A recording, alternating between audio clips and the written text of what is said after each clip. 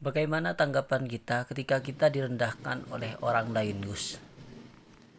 Kamu itu bukan manusia yang sempurna. Jadi pantas saja jika kamu ada yang merendahkan dan ada yang nyinyir kepadamu.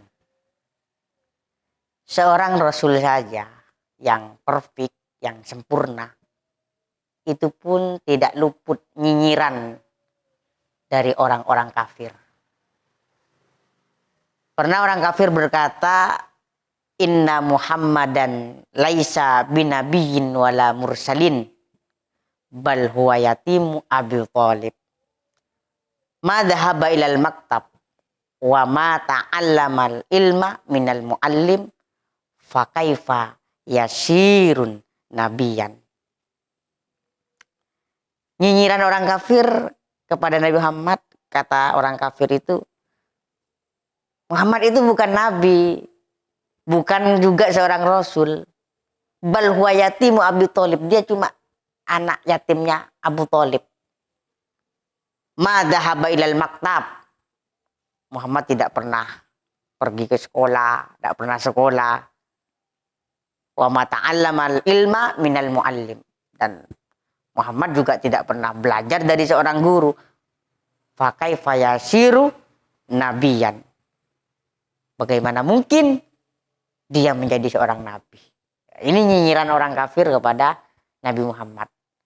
Jadi sekelas Nabi Muhammad yang sempurna, yang sudah perfect seperti itu pun mendapat nyinyiran. Tidak pernah sekolah, tidak pernah belajar, kok bisa jadi nabi? Itu kata orang-orang kafir kepada Nabi Muhammad. Lalu bagaimana dengan kita? Ya tentu pasti lebih banyak, karena memang kita bukan manusia yang sempurna.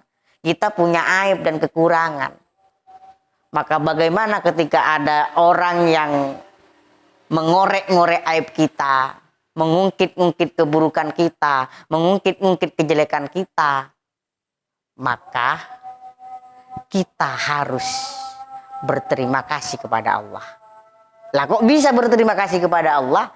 Karena begini, karena aib yang kita miliki sebenarnya itu lebih banyak daripada orang yang nyinyir kepadamu tentang aibmu itu.